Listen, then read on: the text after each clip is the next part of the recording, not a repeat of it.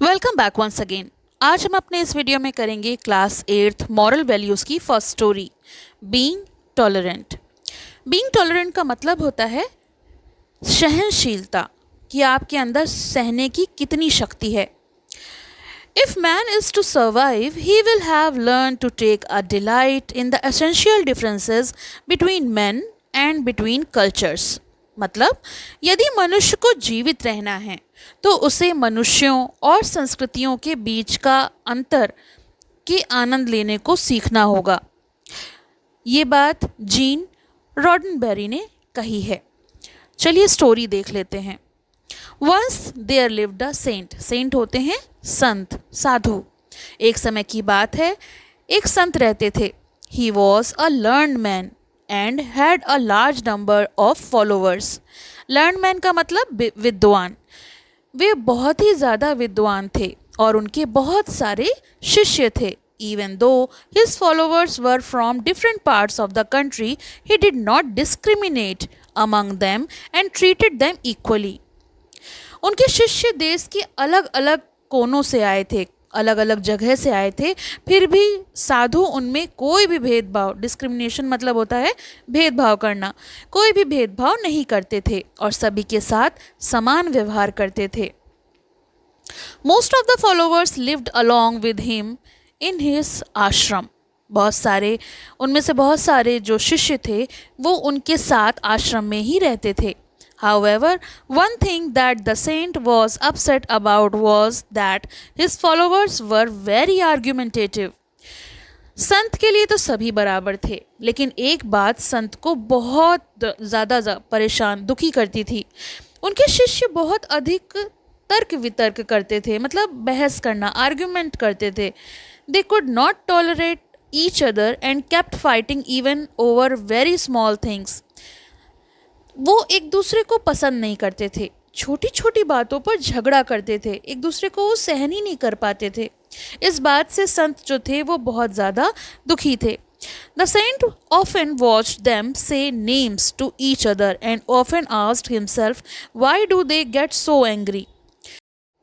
संत अक्सर उन्हें एक दूसरे को बुरा भला कहते हुए देखते और सोचते, ये लोग इतना क्रोधित, इतने गुस्से में क्यों हो जाते हैं, ऐसा क्या हो जाता है जो ये लोग इतना ज़्यादा आर्ग्यूमेंट करते हैं। But he liked his followers.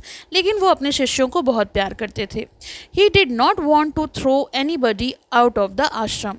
और इसी कारण वो किसी को भी आश्रम से निकालना नहीं चाहते थे। One day the saint saw two of his disciples fighting and arguing over food. एक दिन संत ने देखा कि उनके दो शिष्य भोजन को लेकर झगड़ा कर रहे हैं, बहस कर रहे हैं। The one that was being served by the other was arguing that he had not been given enough। और बात क्या थी? जिस शिष्य को भोजन परोसा जा रहा था वो ये शिकायत कर रहा था कि उसे पर्याप्त भोजन, यानी जो उसको संतुष्ट कर सके, इतना भोजन नहीं मिला है। He shouted, "You are very selfish. Why don't you understand? This little food isn't enough for me. Give me more." वो चिल्ला कर बोला, तुम बहुत स्वार्थी हो। क्या तुम समझते नहीं कि इतना सा भोजन मेरे लिए काफ़ी नहीं है, पर्याप्त नहीं है, मुझे और भोजन दो। Their argument went on for a long time। उनका ये झगड़ा काफ़ी देर तक चलता रहा। The saint stood there unnoticed, watching both of them sadly। संत चुपचाप खड़े होकर दुखी मन से उन दोनों को देखते रहे। When he could bear no more, he returned to his hut। और जब उनसे बर्दाश्त नहीं हुआ, जब उनसे सहन नहीं हुआ, तो वो अपनी कुटिया में, अपनी छोटी सी झोपड़ी में वापस आ गए। This argument forced the saint to think about a solution। इस घटना ने साधु को समाधान के बारे में सोचने पर मजबूर कर दिया। उन्हें समझ में आ गया कि उन्हें अब कोई सोल्यूशन ढूंढना पड़ेगा। What he thought about now was only how to end this intolerance among his disciples। Intolerance मतलब होता है जिसे बर्दाश्त ना किया जाए, असहनशीलता। तो जो भी कुछ शिष्य कर रहे थे आपस में, वो चीज़ अब बर्दाश्त के बाहर थी। वे केवल यही सोचते रहे कि अपने शिष्यों की असहनशीलता को कैसे समाप्त किया जाए। He thought of many ideas. उन्होंने बहुत सारे उपाय सोचे, like giving each person special attention or increasing the number of people living in the ashram, but finally concluded that none of them would work. उन्होंने बहुत सारे उपाय सोचे, जैसे प्रत्येक शिष्य पर विशेष ध्यान देना या आश्रम में रहने वालों की संख्या बढ़ा देना, लेकिन अंत में उन्हें लगा कि इससे कोई भी फायदा नहीं होगा, कोई भी उपाय सफल नहीं होगा. In fact, the disciples had great respect for the saint, but they had not learned to respect each other.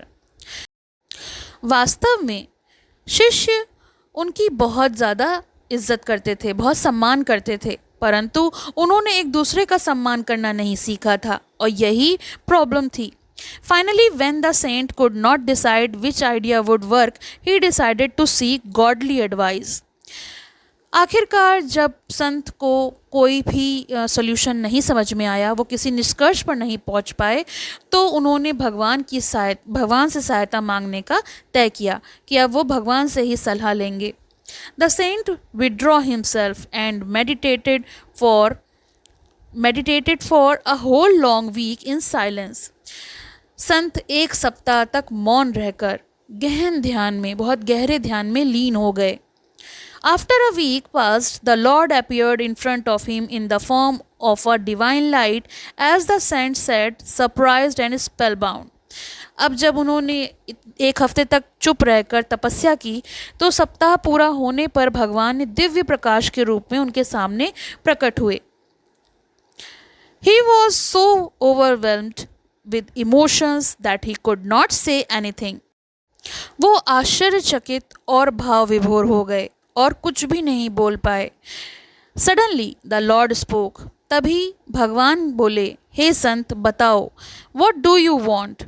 तुम क्या चाहते हो, तुम्हारी क्या इच्छा है? The saint retrieved himself and humbly said, O kind Lord, you know what has been going on these days in the ashram. संत ने स्वयं को संभालते हुए विनम्रता से कहा, हे प्रभु, आप तो जानते हैं कि इन दिनों आश्रम में क्या हो रहा है. माई फॉलोअर्स रिस्पेक्ट मी. मेरे शिष्य मेरा तो सम्मान करते हैं, but they don't respect each other. लेकिन आपस में वो एक दूसरे का सम्मान नहीं करते. They fight and argue over very small things. वे एक दूसरे से छोटी छोटी बातों पर झगड़ा करते हैं, बहस करते हैं. This makes me very upset. और ये सब देखकर मुझे बहुत दुख होता है. My great Lord, if you could stay here for some time, the disciples would surely become more respectful. यदि आप कुछ समय हमारे आश्रम में रह जाएं, तो मेरे शिष्य निश्चित ही एक दूसरे का सम्मान करना सीख जाएंगे. The God said, I will surely live here, but not in my usual form. तो भगवान ने कहा, मैं अवश्य यहाँ रहूँगा, लेकिन मैं अपने वास्तविक रूप में नहीं रहूँगा. यानी तुम्हें तो मैंने दर्शन दिए हैं, मैं हर किसी के सामने प्रकट नहीं हो सकता. I will live in your ashram as one of your disciples. और मैं तुम्हारे आश्रम में तुम्हारा ही एक शिष्य के रूप में रहूँगा. Saying this, the heavenly light faded and disappeared. और ये कहते ही जो दिव्य रोशनी थी, दिव्य प्रकाश था, वो धीरे धीरे गायब हो गया. The saint was very happy to have got the assurance to help from the God. और अब तो संत जो थे वो काफ़ी ज़्यादा खुश थे. क्यों खुश थे? क्योंकि उनको भगवान का आश्वासन मिल गया था. He went to all his disciples and said, वो अपने सभी शिष्यों को बुलाकर बोले, All of you please listen. आप सभी ध्यान से सुनो. Today I spoke to God. आज मैंने भगवान से बात की, मेरी बात भगवान से हुई. He conveyed to me that he will live here as one of you for the betterment of our ashram. और उन्होंने मुझसे कहा है कि हमारे आश्रम में कल्याण के लिए तुम में से एक ही वो बनकर यहाँ पर रहेंगे. यानी तुम में से वो एक ही होंगे, मेरे शिष्य बनकर यहाँ रहेंगे. Hearing this, the disciples were very happy. ये सुनकर सभी शिष्य बहुत प्रसन्न हुए. Then they began to think about the Lord who might be living as one of them. और उसके बाद तो वो ये सोचने लगे कि भगवान उनमें से कौन हो सकता है, क्योंकि ये तो किसी को पता नहीं था कि किसके रूप में वो उनके साथ रह रहे हैं. From that day, bit by bit, the atmosphere of the ashram got better. और फिर उस दिन से जो आश्रम का माहौल था वो धीरे धीरे बदलने लगा, क्योंकि सबको ऐसा लग रहा था कि अगर हमने किसी से बुरा व्यवहार किया, किसी का अपमान किया और कहीं वही भगवान निकल आए तो इसलिए उस दिन से काफ़ी ज़्यादा वहाँ का माहौल बेटर हो गया। Everyone started respecting their fellows, और हर कोई अब अपने फेलोज़, अपने साथी का सम्मान करने लगा। They acted humble, kind and respectful, वे विनम्र, दयालु और आदरपूर्ण व्यवहार करने लगे। Each of them often thought the disciple sitting next to me may be God himself. हर कोई अब यही सोचता था कि मेरे पास बैठा हुआ शिष्य कहीं स्वयं भगवान ही तो नहीं। I should be very respectful, और इसीलिए मुझे उनका सम्मानपूर्वक व्यवहार करना चाहिए। Thus the disciples started respecting and helping each other. The ashram became more peaceful and the disciples slowly gave up intolerance. इस प्रकार शिष्यों ने एक दूसरे का सम्मान करना और एक दूसरे की सहायता करना शुरू कर दिया। आश्रम का वातावरण शांतिपूर्ण हो गया और धीरे धीरे हर किसी ने असहनशीलता को छोड़ दिया, इंटॉलरेंस को छोड़ दिया। This made the saint very happy as his disciples had learned a new value. संत ये सब देखकर बहुत प्रसन्न हुए, क्योंकि उनके शिष्यों ने जीवन का एक नया मूल्य सीख लिया था, एक नई सीख सीखी थी। Let's understand tolerance. तो अब हम यहाँ पर टॉलरेंस के बारे में पढ़ते हैं कि टॉलरेंस आखिर क्या होता है। टॉलरेंस मतलब होता है सहनशीलता। Tolerance is an important value that each one of us must adopt in life. Tolerance यानी सहनशीलता जीवन का एक बहुत ही महत्वपूर्ण मूल्य है, जिसे हम सभी को अपनाना चाहिए। We know that no two individual in this world look the same, think the same and feel the same way or believe in the same values। हम सभी जानते हैं कि इस संसार में कोई भी दो व्यक्ति एक जैसे नहीं हैं, एक जैसी सोच नहीं है, एक जैसे दिखते नहीं हैं, एक जैसी भावनाएं नहीं रखते और ना ही एक जैसा विश्वास रखते हैं। सबकी अपनी अपनी अलग अलग वैल्यूज़ हैं। If we reject the differences we convey the message that we are not tolerant.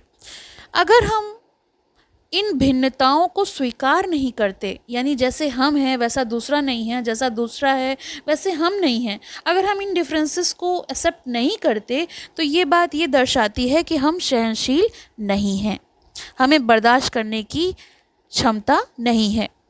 We must not expect others to be exactly like us, talk like us, wear dress in the same manner as we do or have same beliefs। हमें ये अपेक्षा, ये उम्मीद नहीं करनी चाहिए कि दूसरे लोग भी हमारी तरह हों, हमारी तरह बातचीत करें, हमारी तरह कपड़े पहने, हमारे जैसे विचार रखें। Differences are not a problem, भिन्नताएं समस्या नहीं होती हैं। But not tendency to reject the differences surely leads to problem. लेकिन समस्या तब पैदा होती है जब हम उन भिन्नताओं को, उन डिफरेंसेस को स्वीकार करने से इनकार कर देते हैं। We must realize that differences are not only inevitable, but they are also exciting and motivating। हमें ये समझना चाहिए कि डिफरेंसेस केवल स्वाभाविक ही नहीं हैं, बल्कि वे जीवन को रोचक और प्रेरणादायक भी बनाते हैं। हो सकता है हम किसी से कुछ सीख पाएँ, हम किसी को कुछ सिखा पाएँ, तो हमें इन डिफरेंसेस को एक्सेप्ट करना चाहिए। Intolerance arises from our tendency to categorize people into neatly labeled stereotypes. We look down upon anyone who dresses or talks differently from us. We look with suspicion at anyone who belongs to a different faith, caste, or creed. We label a person with a certain type of character on the basis of place he or she belongs to, and so on।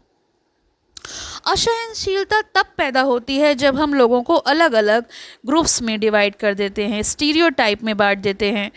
जब हम उन लोगों को हीन समझने, अपने से कमतर समझने लगते हैं, हमसे अलग तरह के कपड़े पहनते हैं अगर कोई, या अलग तरीके से कोई बोलता है तो उसको हम अपने से कमतर समझते हैं। हम अलग धर्म, जाति, समुदाय के लोगों पर संदेह करते हैं, उन्हें शक की नज़र से देखते हैं। हर किसी व्यक्ति के बारे में केवल उसके रहने के स्थान के आधार पर राय बना लेते हैं। तब इंटॉलरेंस शुरू होती है। Such behavior of us shows that we are narrow minded। और इस प्रकार का व्यवहार हमारी छोटी सोच को दर्शाता है कि हमारी सोच कितनी छोटी है। And we also inspire others to become so। और हम दूसरों को भी ऐसा ही बनने के लिए प्रेरित करते हैं। This is a form of intolerance and it creates problem in the society। यही असहनशीलता का रूप है जो समाज में अनेक समस्याएं उत्पन्न करता है। Our open-mindedness and readiness to accept differences can be defined as tolerance। अगर हम खुले दिमाग से सोचें, दूसरों की भिन्नताओं को खुले मन से स्वीकार करें और उनका सम्मान करें तो यही सहनशीलता कहलाता है। Tolerance as a values help to build healthy and progressive society। और यही एक ऐसा जीवन मूल्य है जो स्वस्थ, शांतिपूर्ण और प्रगतिशील समाज का निर्माण करता है, उसमें एक बहुत ही ज़्यादा महत्वपूर्ण भूमिका निभाता है। तो ये तो हो गया चैप्टर का एक्सप्लेनेशन। इसके क्वेश्चन आंसर्स देख लेते हैं। First, tolerance, acceptance of others' differences। Second, argumentative, fond of arguing। Third, discriminate, treat unfairly। Fourth, selfish, caring only for oneself। Meditate, think deeply। Divine, related to God। Overwhelmed, filling with strong emotions। Humbly, in a modest way।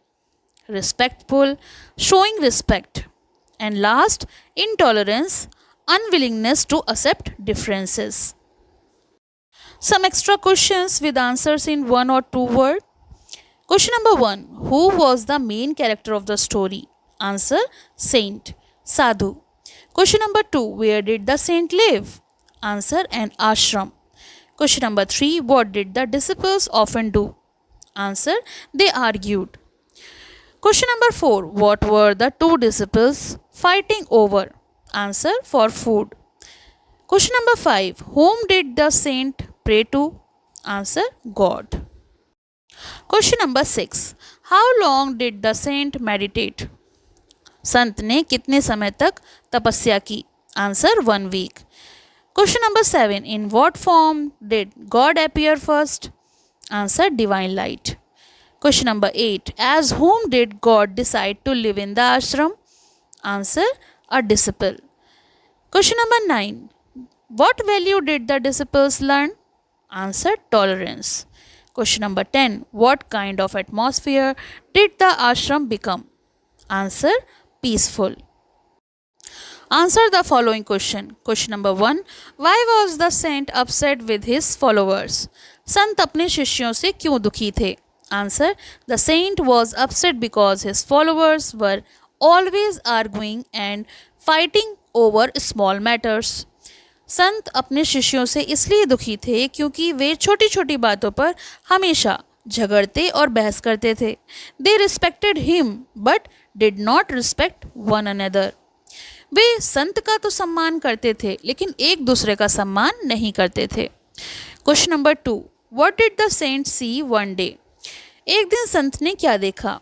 Answer, one day the saint saw 2 of his disciples quarreling over food। एक दिन संत ने देखा कि उनके 2 शिष्य भोजन को लेकर झगड़ा कर रहे थे, क्वेरल कर रहे थे। One disciple complained that he had not been given enough food। उनमें से एक शिष्य शिकायत कर रहा था कि उसे पर्याप्त भोजन नहीं मिला। Question number 3.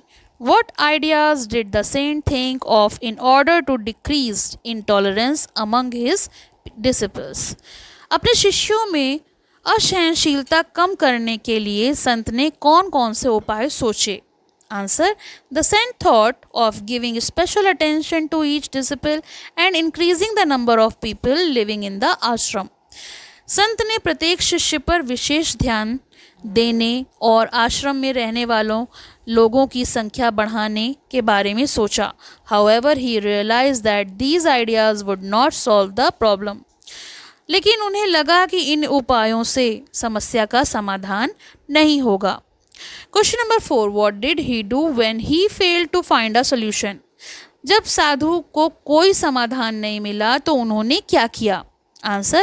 When he failed to find a solution, the saint meditated in silence for a week and prayed to God for guidance. जब संत को कोई समाधान नहीं मिला तो उन्होंने एक सप्ताह तक मौन रहकर ध्यान किया और भगवान से मार्गदर्शन मांगा. Question number 5. How did the ashram become peaceful and respectful in the end? अंत में आश्रम का वातावरण शांतिपूर्ण और सम्मानपूर्ण कैसे बन गया?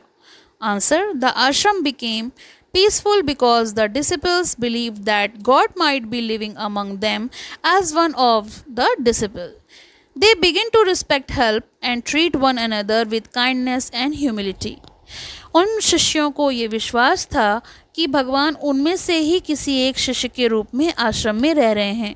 तब वे एक दूसरे का सम्मान करने लगे, एक दूसरे की सहायता करने लगे, प्रेम और विनम्रता के साथ रहने लगे. इसी कारण आश्रम का वातावरण शांतिपूर्ण और सम्मानपूर्ण बन गया. तो ये तो हो गया इस चैप्टर का कंप्लीट एक्सप्लेनेशन और क्वेश्चन आंसर्स. आई होप आपके लिए वीडियो हेल्पफुल हो तो कमेंट सेक्शन में मुझे लिखकर बताएं. पसंद आए तो लाइक करें, शेयर करें और चैनल को सब्सक्राइब करना ना भूलें. बेल आइकन प्रेस कर लें जिससे कि आपको आने वाले न्यू वीडियोज़ के अपडेट्स मिल सकें. Thank you for watching. पसंद आया हो तो लाइक करें, शेयर करें और चैनल को सब्सक्राइब करें.